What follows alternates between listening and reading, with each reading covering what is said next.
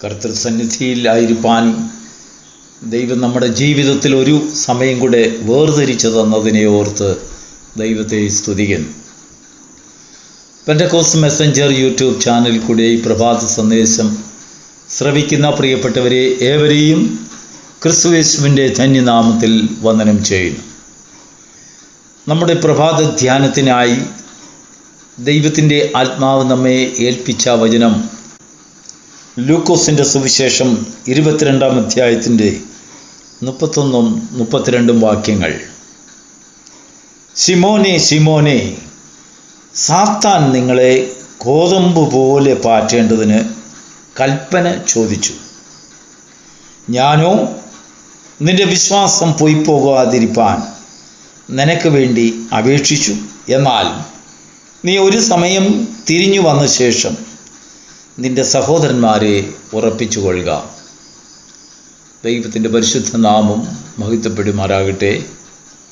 നൽകപ്പെട്ട വളരെ പരിചിതമായ വേദഭാഗത്തെ ഓർത്ത് ദൈവത്തെ സ്തുതിക്കുന്നു. നാം വായിച്ച വേദഭാഗത്ത് നിന്ന് ഒരു കാര്യം സ്പഷ്ടമായിട്ടറിയാം. സാത്താൻ ഇങ്ങനെ കർത്താവിനോട് ചോദിക്കുന്ന വിവരം പത്രോസും കൂടെയുള്ള ശിഷ്യന്മാർ അറിഞ്ഞതേയില്ല. പല പ്രാവശ്യം ഈ ശിഷ്യന്മാരുടെ ബലഹീനതയെയും പോരായ്മകളെയും മനസ്സിലാക്കിയ പിശാച് അനുവാദത്തിന് വേണ്ടി ഗോതമ്പ് പോലെ പാറ്റിക്കളയുവാൻ, അവരെ വളരെ ദൂരത്തിൽ നഷ്ടമാക്കി കളയുവാൻ, അവരിലെ വിശ്വാസം എടുത്തു കളയുവാൻ തക്കവണ്ണം അവരിലെ പോരായ്മ ചൂണ്ടിക്കാണിച്ചുകൊണ്ട് ദൈവത്തോട് പല പ്രാവശ്യം അനുവാദം ചോദിച്ചു. അവരറിഞ്ഞതേയില്ല. ഇതുപോലാണ് നമ്മുടെയും ജീവിതത്തിൽ നമ്മൾ വളരെ ദൈവത്തോട് അടുത്തിരിക്കുന്നെന്നൊക്കെ നമ്മൾ ചിന്തിക്കും. ദൈവത്തിന് പ്രിയപ്പെട്ടവരാണെന്ന് ചിന്തിക്കും. ദൈവത്തോട് വളരെ സ്വാതന്ത്ര്യമുണ്ടെന്ന് ചിന്തിക്കും. പക്ഷെങ്കിൽ നാം അറിയാതെ പുറകിൽ ഒരു കോൺവെർസേഷൻ പിശാചും ദൈവവുമായിട്ട് നടക്കുന്നുണ്ട്. ഉദാഹരണമായി പറഞ്ഞാൽ, ഈ ഇയ്യോബിനെ കുറിച്ച് സാത്താൻ ചെന്ന് ദൈവത്തോട് പറയുന്ന വിവരങ്ങളൊന്നും ഇയ്യോബ് അറിയുന്നില്ല.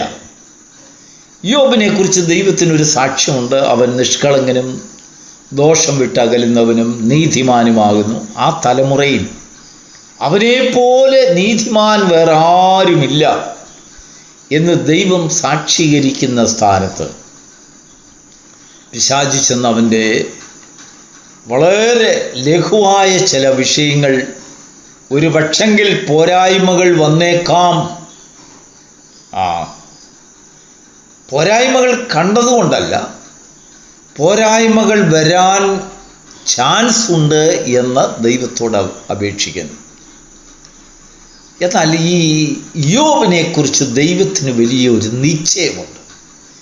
ഈ പിശാച് എത്ര പാറ്റിയാലും, ഏതെല്ലാം രീതിയിലുള്ളതായ പരീക്ഷകൾ അവന് വിരോധമായി അവൻ്റെ ഹൃദയത്തെ വേദനിപ്പിക്കുന്ന പല വിഷയങ്ങൾ അവൻ്റെ ജീവിതത്തിൽ നഷ്ടങ്ങൾ കൊണ്ടുവന്നിരുന്നാലും ശരി, വേദനകൾ കൊണ്ടുവന്നിരുന്നാലും ശരി, ഇയ്യോബിനെ സംബന്ധിച്ചിടത്തോളം ഓരോ ദിവസവും ദൈവസന്നിധിയിൽ ചെന്ന് ഇയ്യോബ് പറഞ്ഞ് സമ്മതിക്കുന്ന ഒരു കാര്യമുണ്ട്. കർത്താവേ, എനിക്കുള്ളതെല്ലാം നീ തന്നതാ, എൻ്റേതായിട്ടൊന്നുമില്ല. അപ്പോൾ അവൻ്റേതായിട്ടൊന്നുമില്ലാത്ത ഒരു ദരിദ്രനായ ഇയ്യോബ്, ദൈവത്തിൻ്റെ സമ്പത്താണ് അവൻ്റെ കയ്യിലിരിക്കുന്നതല്ല. ദേശക്കാരും ആ തലമുറയിൽ ജീവിച്ചിരുന്ന സുഹൃത്തുക്കളും ബന്ധുക്കളുമൊക്കെ ഇയ്യോബിനെ കുറിച്ച് ധരിച്ചിരുന്നത് അവൻ വലിയൊരു ധനികനായ മനുഷ്യൻ, ധാരാളം മൃഗസമ്പത്തും ആടുമാടുകളും ദാസീദാസന്മാരും പുരയിടങ്ങളും ഉഴവുകളും എന്ന് വേണ്ട മൃഗങ്ങളൊക്കെ ധാരാളം സമ്പത്തുള്ള ഒരു ഭവനം, അവിടുത്തെ ഒരു വലിയൊരു അധിപതി, ഒരു പ്രഭുവായി ജീവിക്കുന്നവൻ. പക്ഷെങ്കിൽ ദൈവത്തിനറിയാം, ഇയ്യോബിനും അറിയാം, ഇയ്യോബിൻ്റേതായിട്ട് അവൻ്റെ കയ്യിൽ ഒന്നുമില്ല, പ്രാണനല്ലാതെ വേറൊന്നും അവൻ്റെ പക്കലില്ല. Praise the Lord. അത് ദൈവത്തോട് ദിവസം തോറും ഇയ്യോബ് സമ്മതിക്കുന്ന ഒരു വിഷയമാണ്. അങ്ങനെ ദൈവത്തോട് സമ്മതിച്ചു പോകുന്നതായ ഒരു കാര്യം ദൈവത്തിന് വളരെ നിശ്ചയമുണ്ട്. പിശാച് എത്ര നോക്കിയിരുന്നാലും അവനെ പാറ്റിക്കളയാൻ സാധിക്കില്ല. എന്നാൽ ഇന്ന് നാം വായിച്ചതായ വേദഭാഗത്തിൽ അല്പവ്യത്യാസം, ദൈവത്തിൻ്റെ ധാരണയിൽ വ്യത്യാസം. ഏതെങ്കിലും രീതിയിൽ ഞാൻ പിശാചിന് അനുവാദം കൊടുത്താൽ ഒരു ഗോതമ്പിൻ്റെ മണിയെപ്പോലെ കൂമ്പാരമായി, വിത്തായി, വിതയായി, സമ്പത്തായി, ആഹാരമായി, വിളവായി വരാൻ സംഗതി കുറവാണ്, ചാൻസ് ഇല്ല. മങ്ക് പാറ്റിപ്പോകുന്നത് പോലെ പോകാൻ സാധ്യതയുണ്ട്. അക്കാരണത്താൽ നിന്റെ വിശ്വാസം പോകാതിരിക്കേണ്ടതിന് ഞാൻ അനുവാദം കൊടുത്തില്ല പത്രോസേ. Praise the Lord. നമ്മുടെ ജീവിതത്തിൽ ദൈവം പലപ്പോഴും നമ്മളെ പരിരക്ഷിക്കുന്നത്, താങ്ങുന്നത് നമ്മുടെ പൂർണ്ണത കൊണ്ടല്ല, അപൂർണത കൊണ്ടാണ്. യെസ്, നമ്മളിൽ പോരായ്മകൾ ദൈവം കാണുന്നു. പിശാചിൻ്റെ കയ്യിൽ അനുവാദം കൊടുത്താൽ ഗോതമ്പ് പാറ്റുന്നത് പോലെ പാറ്റി ആ കാറ്റിൽ, അല്ലെങ്കിൽ ആ ഗോതമ്പിൻ്റെ ആ പരീക്ഷയിൽ, സാത്താൻ കൊണ്ടുവരുന്ന പരീക്ഷയിൽ വിശ്വാസത്തെ പിടിച്ചു നിർത്താൻ സാധിക്കാതെ തകർന്നു പോകാൻ സാധ്യതയുള്ളത് കൊണ്ടാണ് നമ്മുടെ വിശ്വാസത്തെ ചൊല്ലി കർത്താവ് നമ്മെ പിശാചിൻ്റെ കയ്യിൽ ഏൽപ്പിക്കാത്തത്. Praise the Lord. പലപ്പോഴും നമ്മൾ പിശാചിൻ്റെ കയ്യിൽ ഏൽപ്പിക്കാത്തത് നമ്മുടെ ഒരു വിജയം പോലെ കാണുന്നത്, നമ്മുടെ ഒരു കഴിവ് പോലെ കാണുന്നത്. പക്ഷെങ്കിൽ ദൈവം അത് കഴിവായിട്ടല്ല കാണുന്നത്, കഴിവുകേടായിട്ടാണ് കാണുന്നത്. അങ്ങനെ നമ്മളിൽ ഒരു സ്ഥായിപ്പുണ്ടതായ ഒരു ജീവിതം, പൂർണ്ണതയുള്ളതായ ഒരു മണി പോലെ, ഗോതമ്പ് മണി പോലെ ഉള്ളതായ ഒരു അനുഭവം നമ്മളിൽ കണ്ടാൽ കർത്താവിന് നമ്മളെ പരീക്ഷിക്കേണ്ടതായിട്ടുണ്ട്. പരീക്ഷയിൽ തികഞ്ഞവരായി വരേണ്ടതായിട്ടുണ്ട്. ലോകത്തിൽ നിങ്ങൾക്ക് പരീക്ഷയുണ്ട്, ഞാനോ പരീക്ഷയിൽ ജയിച്ചിരിക്കുന്നു. സാരമില്ല, നിങ്ങളും ജയിക്കും. അപ്പോൾ നിങ്ങൾ പരീക്ഷയിൽ ജയിക്കുമെന്ന് ദൈവത്തിന് ഉറപ്പ് വരുന്നിടം വരെ നമ്മെ പരീക്ഷയ്ക്കായി സാത്താൻ്റെ കയ്യിൽ ദൈവം ഏൽപ്പിച്ചു കൊടുക്കുന്നില്ല എന്നാണ് അതിൻ്റെ സാരം. Praise the Lord. അതിനുശേഷം പത്രോസിനോട് കർത്താവ് പറയുകയാണ്, നീ ഒരു പ്രാവശ്യം തിരികെ വരുമ്പോൾ നിന്റെ സഹോദരന്മാരെ ഉറപ്പിക്കുക. അപ്പോൾ ദൈവത്തോട് കൂടെ നിൽക്കുമ്പോൾ തന്നെ പത്രോസിൽ വരാൻ പോകുന്ന വീഴ്ചകളെക്കുറിച്ച് കർത്താവ് മുൻകാണുന്നു. Praise the Lord. അവനൊരു ദീർഘവീക്ഷണം, ഇന്ന സമയത്ത് തകർന്നു പോകാൻ സാധ്യത കാണും. കാരണം കർത്താവ് അപ്പോൾ നിന്നോടുകൂടെ ഇല്ലാത്ത സമയം, നീ തനിച്ചു നിൽക്കുന്ന സമയം, തകരും, തകർക്കപ്പെടാം. പക്ഷെങ്കിൽ അങ്ങനെ തകർക്കപ്പെടുന്ന ഒരു അനുഭവം നിന്നിൽ ഉണ്ടെങ്കിലും ശരി, ദൈവത്തിൻ്റെ ദയയും കൃപയും നിന്നിൽ ഊറ്റിക്കൊണ്ട് നിന്നെ തിരികെ കൊണ്ടുവരുന്ന ഒരു തിരിച്ചുവരവും കർത്താവ് പ്രത്യാശിക്കുന്നു. നിന്നിൽ ഒരു തകർച്ച ദൈവം കാണുന്നു. ആ തകർച്ചയിൽ നിന്ന് നിനക്കൊരു തിരിച്ചുവരവും കർത്താവ് പ്രത്യാശിക്കുകയാണ്, കാണുകയാണ്, ഉറപ്പാക്കുകയാണ്. നീ ഒരു ദിവസം തിരികെ വരും. Praise the Lord. നമ്മുടെ ജീവിതത്തിൽ എന്താണ് സംഭവിക്കുന്നതെന്ന് പലപ്പോഴും നമുക്ക് തന്നെ അറിയില്ല. നാം അറിയാതെ നമുക്ക് പിന്നിൽ ഒരു വലിയൊരു സംസാരം നടക്കുന്നുണ്ട്, ഒരനുവാദം ചോദിക്കുന്നുണ്ട്. 2-3 കാര്യങ്ങൾ നമുക്ക് അതിൽ നിന്ന് മനസ്സിലാക്കാം. എന്താണെന്നറിയാമോ? ദൈവം അനുവാദം കൊടുക്കാതെ സാത്താന് നമ്മുടെ മേലും, നമ്മുടെ തലമുറകളുടെ മേലും, നമ്മുടെ സമ്പത്തിന്മേലും, നമ്മുടെ പ്രാണൻ്റെ മേലിലും, നമ്മുടെ വിശ്വാസത്തിൻ്റെ മേലിലും തൊടുവാൻ കഴിയുകയില്ല. Praise the Lord. അങ്ങനെ തൊടുവാൻ കഴിയാത്തതിൻ്റെ കാരണം നമ്മൾ വിശ്വാസം നഷ്ടപ്പെട്ടു പോകാൻ സാധ്യതയുണ്ട്. നാം പൂർണ്ണരായി ദൈവത്തിൻ്റെ സന്നിധിയിൽ വളർത്തപ്പെട്ടവരായില്ല. ഒരു മെച്യൂരിറ്റി നമുക്ക് കിട്ടിയില്ല.